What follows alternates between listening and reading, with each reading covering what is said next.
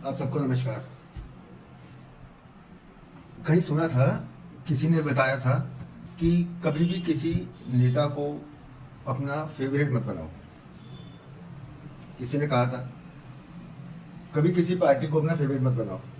यदि आपने उनको अपना फेवरेट बना लिया तो आपकी सवाल पूछने की शक्ति खत्म हो जाएगी। उनकी हर गलती आपको अच्छी लगने लगेगी। उनकी हर नीति जो अगर सही नहीं भी है तो भी वो आपको अच्छी ही लगेगी। ये मैंने एक टीवी न्यूज़ वाले न्यूज़ एंकर से सुना था। मैं नाम नहीं बताऊंगा उनका। और उनका प्रोग्राम रात को 9 बजे आता था।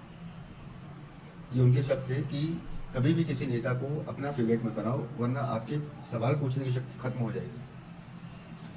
कल चुनाव का दूसरा चरण है। पहले चरण का चुनाव हो गया। जो भी रिजल्ट आएगा वो 4 तारीख को पता चलेगा क्या रिजल्ट रहा उसका। अब इधर उधर से जैसे सुनने में आ रहा है कि वोटिंग परसेंटेज कम हुई है। पिछले के मुकाबले इस बार वोटिंग परसेंटेज कम है। क्या कारण है ये तो नहीं पता। लेकिन कल दूसरा चरण है। पहले चरण में कम वोटिंग का असर ये रहा कि बीजेपी नेताओं को कुछ ऐसा लगने लगा कि उनकी तरफ उनको वोट कम मिले हैं, या उनकी जो उनका वोटर है वो बाहर नहीं निकला वोटिंग के लिए। क्या सही है क्या गलत है हमें नहीं पता। लेकिन बीजेपी नेताओं को शंका यही रही कि उनका वोटर बाहर नहीं आया। बहुत सारे यूट्यूब चैनल पर देखा कि वोटिंग परसेंटेज जो है वो कम है और बीजेपी का वोटर नहीं आया। उसके बाद प्रधानमंत्री जी की जो रैलियाँ हुई वो आप सबने सुनी देखी, और कैसे मतलब शब्दों का प्रयोग किया गया वो भी सबने देखा। वो शब्द किस लिए कहे गए, मतलब ऐसा क्या जरूरत पड़ गई कि उन शब्दों का प्रयोग किया गया एक प्रधानमंत्री द्वारा।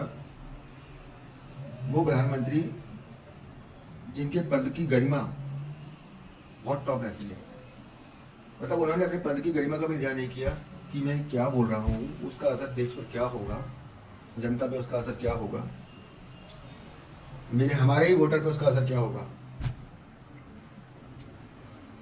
जब खोजबीन करी तो बाद में पता चला कि कांग्रेस के मैनिफेस्टो में ही कुछ ऐसा दिया हुआ है जिसकी वजह से उनको ये शब्द प्रयोग करने पड़े। फिर जो है मैंने कांग्रेस का मैनिफेस्टो भी पढ़ा, और कांग्रेस के मैनिफेस्टो के बाद मैंने मोदी जी की गारंटी पढ़ी। दोनों को 2 बार पढ़ा 3 बार पढ़ा।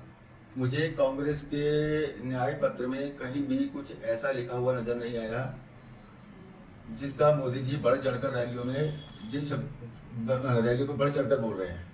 कहीं भी कुछ ऐसा नहीं लिखा हुआ।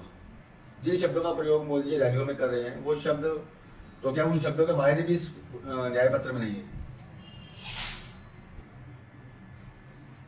ये हमारे भारत का संविधान है।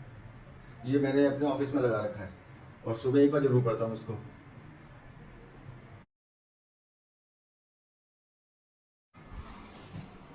तो मेरा आपसे निवेदन है कि आप भी एक बार कांग्रेस का न्याय पत्र और मोदी जी का संकल्प पत्र जरूर पढ़ें। वेबसाइट पे अवेलेबल है, हर मोबाइल पे 1 मिनट में खुल जाता है। आप उसको डाउनलोड करें, पढ़ें, और अपना वोट देने से पहले इसको एक बार जरूर पढ़ें। देखो क्या है, चुनाव का टाइम है। सभी नेता अपनी अपनी अपनी रैलियों में बढ़ चढ़कर बोल रहे हैं। कैसे बोल रहे हैं, जिन शब्दों का प्रयोग कर रहे हैं वो एक दूसरे को गिराने के लिए काफ़ी है।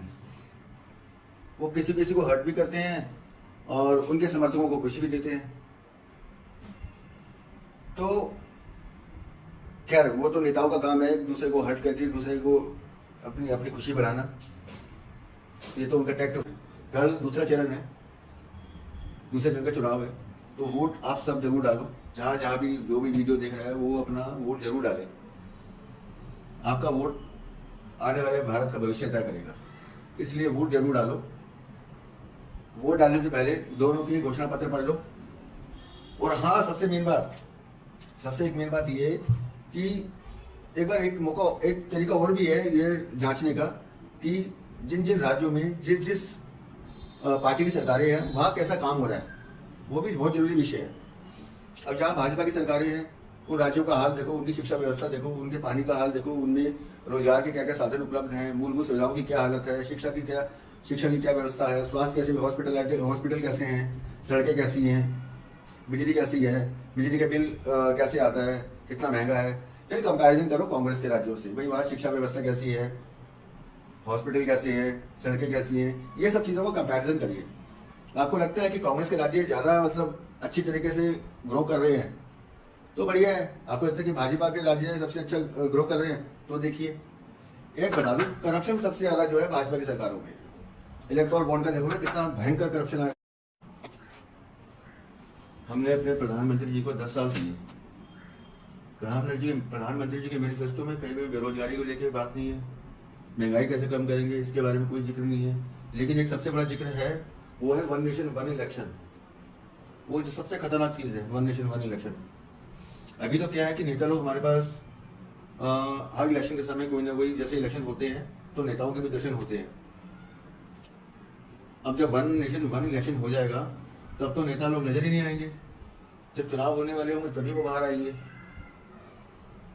अब सिलेंडर हो रहा है 1500 रुपये, पेट्रोल हो रहा है 500 रुपये, हर चीज़ बढ़ रही है। लेकिन जब इलेक्शन आने वाला होगा तब सब कुछ कम कर देंगे, क्योंकि वन नेशन वन इलेक्शन है। लेकिन इलेक्शन बचे भी कहाँ हैं? जिस तरह से इलेक्शन को मतलब इलेक्शनों पे कब्जा किया जा रहा है, उस हिसाब से देखते हुए तो इलेक्शन होंगे ही नहीं। जैसे कि अभी सूरत के इलेक्शन देखो कैसे जीत गया बीजेपी का उम्मीदवार। जैसे कि चंडीगढ़ के मेयर इलेक्शन हुआ, सबने देखा ही होगा, वो तो सुप्रीम कोर्ट ने जो बिल्कुल कड़ा रुख अपनाते हुए सही फैसला लिया। अभी दिल्ली के मेयर का चुनाव है, सुनने में आ रहा है कि मेयर का चुनाव पोस्टपोन कर दिया। भाई आप सत्ता में बैठे हो तो जनता ने आपको भेजा है ना अपना प्रतिनिधि चुन के, तो आप जनता के लिए तो काम करो कम से कम। आप तो सिर्फ अपने लिए काम कर रहे हो। देखो भाई, चाहे कोई भी हो, ये सरकार तानाशाह है, ये बात आप क्लियर समझ लेना। ये धीरे धीरे धीरे धीरे डिक्टेटरशिप की ओर जा रही है। 100% डिक्टेटरशिप की ओर जा रही है, चाहे कोई माने या ना माने। ये कह रहे हैं हम संविधान नहीं बदलेंगे, नहीं बदलेंगे, लेकिन उसके अंदर इतनी ज़्यादा चेंजेस कर देंगे कि ये कहेंगे भैया देखो संविधान तो वैसे ही है ना, ऊपर का पेज भी ऐसे है, लास्ट पेज भी ऐसे ही है। थोड़ा बहुत हमने इसको अल्टर किया है जो होना जरूरी था, और थोड़ा बहुत इतना खतरनाक होगा कि क्या बताएं। जिस तरह से मतलब अभी सरकार चल रही है उस अकॉर्डिंग देखें तो अगर यही सरकार रिपीट कर गई तो देश का क्या होगा उसको सोच भी नहीं सकता। मैं तो भगवान से प्रार्थना कर रहा हूँ कि सरकार जाए। हो गए 10 साल बहुत है यार, 10 साल बहुत देख लिया आपको, अब दूसरों को भी मौका मिलना चाहिए। भैया देखो, हमारा तो हो गया जो होना था, सीधी बात ये है। हम अपने आने वाले पीढ़ी को कैसा भारत देना चाहते हैं वो आज हमें डिसाइड करना है। अगर आज हमारा डिसीजन गलत हो गया तो कल को हमारी पीढ़ी हमें कोसेगी कि हमारे बुजुर्ग क्या कर गए। आज हम अपने बुजुर्गों को अच्छा कहते हैं ना, भाई उन्होंने भाजपा को 70 साल तक सत्ता में आने नहीं दिया, वो बिल्कुल सही किया उन्होंने। लेकिन कुछ एक लोगों ने क्या कहें, अब बातों में आ गए, मॉडल गुजरात मॉडल में आ गए, 15 लाख के लालच में आ गए, 2 करोड़ नौकरी के लालच में आ गए। क्या हुआ, या बुद्धि फिर गई या कुछ हिप्नोटाइज हो गए। मतलब चलो एक मौका देके देखते हैं। अब जब कांग्रेस को इतना मतलब 2014 में इतना कर दिया तो चलो एक मौका इनको देके देखते हैं। 2014 से 2019 तक इनका शासन देखा। पेट्रोल हर महीने का मैंने पेट्रोल का हिसाब लगाया, जब पेट्रोल बढ़ता है हर एक दिन छोड़ के पेट्रोल बढ़ रहा, 25 पैसे 50 पैसे 50 पैसे 25 पैसे, 15 दिन तक पेट्रोल बढ़ता, फिर रुक जाता। फिर अगला महीना रसोई गैस के 50 रुपये बढ़ते, 40 रुपये बढ़ते या 20 रुपये बढ़ते, घटता नहीं, वो सब बढ़ रहा था। वो थोड़ा थोड़ा करके बढ़ रहा था, जिससे ना तो हमें पता चले कि बढ़ रहा है, ठीक है। हमें कैसे पता चलेगा? अब 5 लीटर लेना है, जहाँ 420 का आ रहा है वहाँ 440 का आएगा। हम कहते हैं चलो 20 रुपये तो है, कोई बात नहीं, लेकिन वो 20 रुपये बहुत महंगे पड़ रहे हैं। हम उसको कैलकुलेशन करके देखें तो 20 रुपये बहुत महंगे पड़ रहे हैं। और थोड़ा थोड़ा करके हमारे को मारा गया है, और अभी भी थोड़ा थोड़ा करके ये मारने की तैयारी की जा रही है। आज हमारे को हम ऐसे मोड़ में खड़े हैं कि आज हमें डिसाइड करना ही होगा कि हमें सरकार को कंटिन्यू करना है या रिजेक्ट करना है। 10 साल देख लिए, डिसीजन तो यही आ रहा है कि रिजेक्ट करना है। अब दूसरे को मौका मिलना चाहिए, बहुत हो गया। सरकार ने रोजगार के मामले में कुछ नहीं किया, महंगाई के मामले में कुछ नहीं किया, और आगे भी नहीं करेगी, जैसा इनका घोषणा पत्र कह रहा है। आगे भी नहीं कुछ करने वाली है सरकार। ये सिर्फ सपने दिखा रहे हैं 2047 तक के। भाई 2047 तक हम ऐसे ऐसे ऐसे ऐसे करेंगे, ताकि हमसे कोई सवाल ना पूछे। अगले 5 सालों में यदि कोई चुनाव हो जाता है तो हमसे कोई सवाल मत पूछना, भाई हमने तो क्या रखा है 2047 तक होगा जो भी होगा। उससे पहले हमसे बात मत करो। तो अगर हम इसको देखेंगे तो कट मार दो। हाँ, कांग्रेस का घोषणा पत्र जरूर पढ़ो एक बार। इंडिया गठबंधन के साथ ही है, और इंडिया गठबंधन के भी अपने अपने मतलब राज्यों की कुछ घोषणाएं हैं, लेकिन वो सब घोषणा पत्र में मर्ज हो जाती हैं। उनकी भी ऐसी हैं घोषणाएं, वो सब मर्ज हो जाती हैं, मिलती जुलती ही हैं, मतलब ज़्यादा डिफरेंस नहीं है। वो भी जनता के हित के लिए बनी है और ये भी जनता के हित के लिए बनी है। तो जहाँ पर आम आदमी पार्टी की सरकार, जहाँ जहाँ जिस राज्यों में कांग्रेस पार्टी का जिस जहाँ पे गठबंधन है, कृपया उस गठबंधन को ही विजय कराओ। जहाँ कांग्रेस है, जहाँ कांग्रेस का गठबंधन है, वहीं विजय कराओ।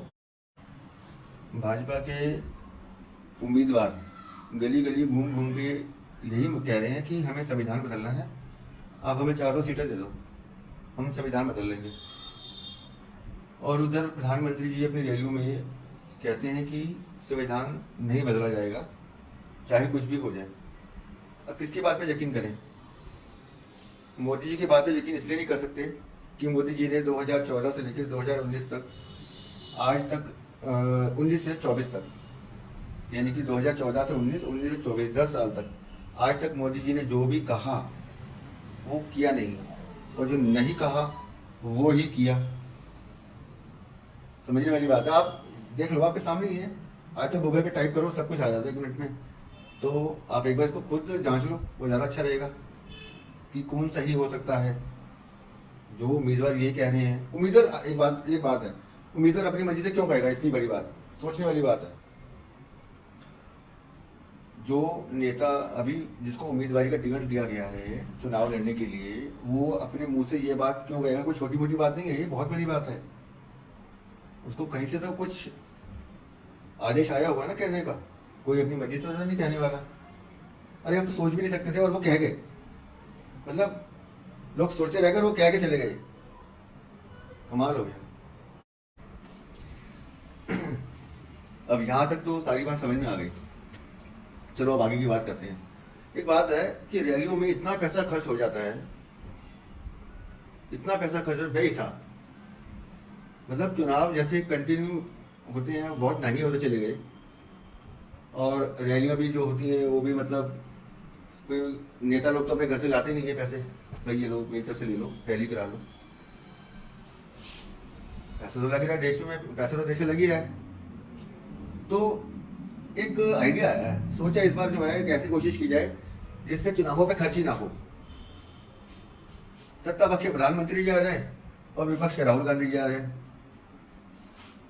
बैठ के अपना आपस में क्वेश्चनिंग आंसर कर लो। भैया आप अपने मुद्दे बता दो, हम 5 साल तक क्या करेंगे, आप अपना बता दो, अपना रोड मैप दे दो, आप अपना रोड मैप दे दो।